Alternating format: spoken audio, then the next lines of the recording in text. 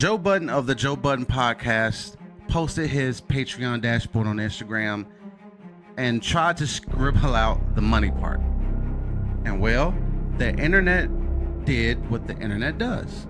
$902,000 in 1 month from Patreon alone. Crazy. Now, I've been working in marketing for over a decade, right? And when I saw this, I had to ask myself, right? Was this just Joe being messy with his phone? Or could this be one of the smartest marketing moves we've seen from a creator this year? Hello? Testing. You. Hi, I'm Jada. So a few weeks ago, the internet collectively lost its mind over a blurry screenshot.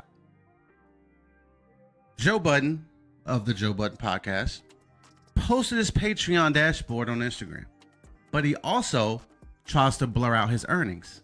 Keyword tries, right? The problem is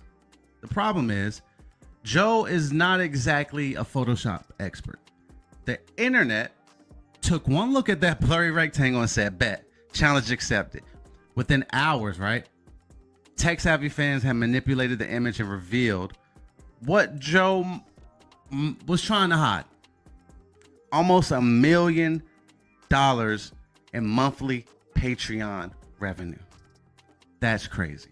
Now, the immediate reaction was split. Half the internet was like, good for Joe, get your bag. The other half was like, ain't no way this was an accident. This has to be marketing. It has to be something, right? And you know what? I'm starting to think they're both right. They were both right.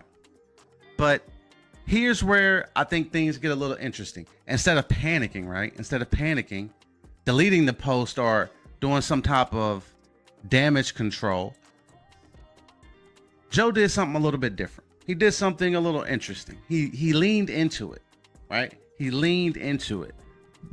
The crew's response, I believe, was authenticity gold.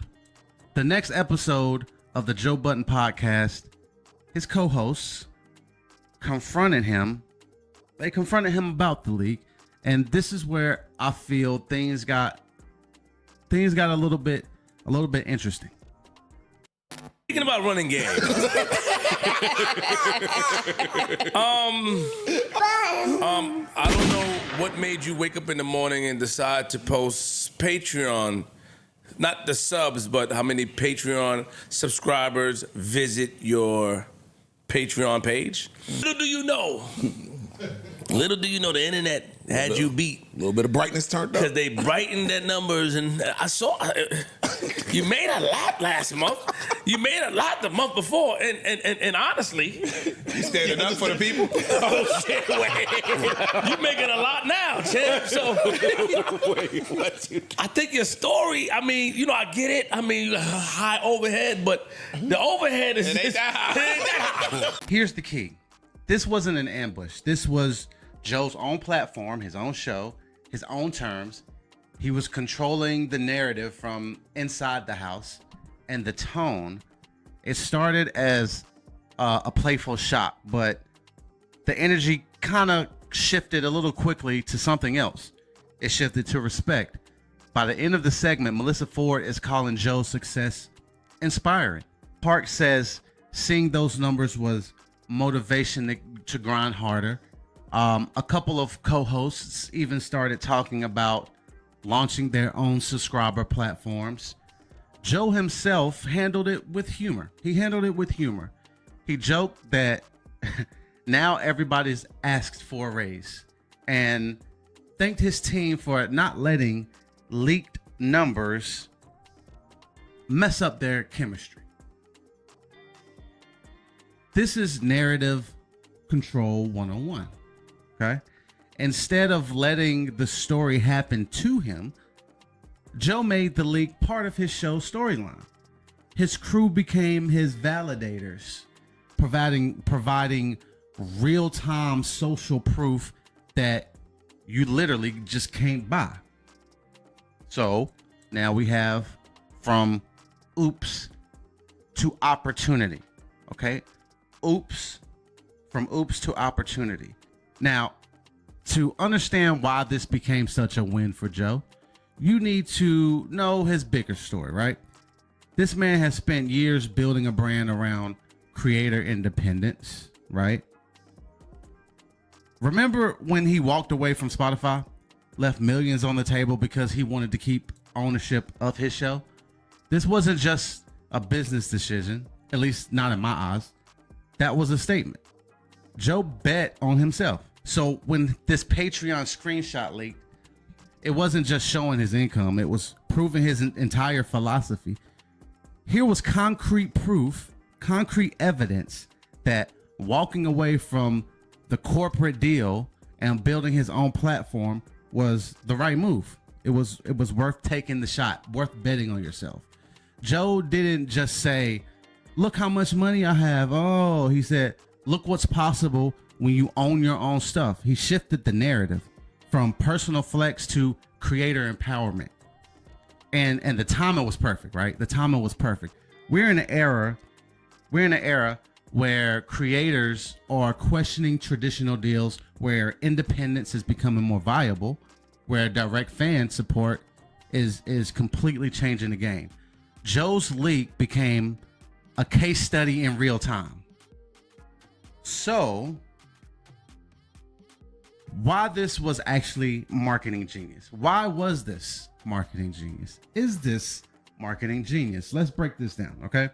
So, what made this work as marketing? 4 things. First, know your narrative. Joe's story is about independence and ownership. What's yours? Think deeper. Drink more water. Think deeper and drink more water. Maybe it's authenticity, community building, or proving doubters wrong. Whatever it is, know it back and forth. Because when those spotlight moments happen, and they will, you need to filter your response through that narrative. Second, don't waste transparency. Being open about your journey can be powerful, but it needs to serve a purpose. Joe's transparency reinforced his message about creator independence, right? What insight into your process would support your key message? Joe got coverage everywhere. Hot 97, BET, Hip Hop DX. Even the New York Times did a feature confirming he's making over $1 million a month on Patreon. That's publicity. You can't buy that. And it all came from an accidental screenshot. Third, let your community amplify you. Joe didn't have to convince people he was successful. His team and fans did that for him. Focus on creating moments that your core supporters will want to share and champion. User-generated buzz feels more authentic than self-promotion. The most powerful marketing isn't what you say about yourself, it's what other people say about you. Fourth, be ready for your moment. You don't need to leak your income to get attention, but you should be prepared when the spotlight hits. Maybe not that spotlight. It might be something else. It could be something that's geared more not in your favor, but you could kind of like move it in that kind of that direction like Joe did, right? Maybe you go viral for a tweet, get a shout out from a bigger creator, or some controversy pops up around your name. Don't shy away from those moments. Lean in and make them part of your story. And here's the thing about our culture. We're all about flipping adversity into advantage. Joe took a potential L and turned it into a W for his brand. You can do the same thing on your scale. The real question, was the Joe Budden Patreon leak a marketing stunt or a lucky accident? Honestly, it doesn't even matter because it became a masterclass either way, right? Joe showed that sometimes the best promotion is just living your truth, living in your truth and not panicking when the spotlight hits. The culture handled the marketing for him. Fans dissected it, media amplified it, and the narrative grew on its own. Joe just had to steer it gently and stick to his message. For creators, the big takeaway is that the line between authentic moment and marketing moment is often blurry, and that's okay. That's okay. The realest marketing doesn't feel like marketing. It feels like a story unfolding. Now I want to hear from you. We just broke down a wild scenario, but there are plenty more out there. Have you seen a moment in creator culture or even hip hop culture, and you ever wondered, was this drama or was it just a marketing move? Could be a rapper's beef that conveniently timed with an album drop. Are you joining Lucas? Right? A YouTuber's accidental leak, a reality star's perfectly timed controversy. Drop it in the comments. Your suggestion might be the next episode where we ask, was this marketing? Remember, in this game, attention is currency. It's all about how you spend it when you have it. Joe Budden turned attention into affirmation of his brand. How will you use yours? If you want more breakdowns like this, hit the subscribe button. We're just getting started with these deep dives into creative marketing. Until next time, keep creating, keep hustling, and when life hands you a leak, make content.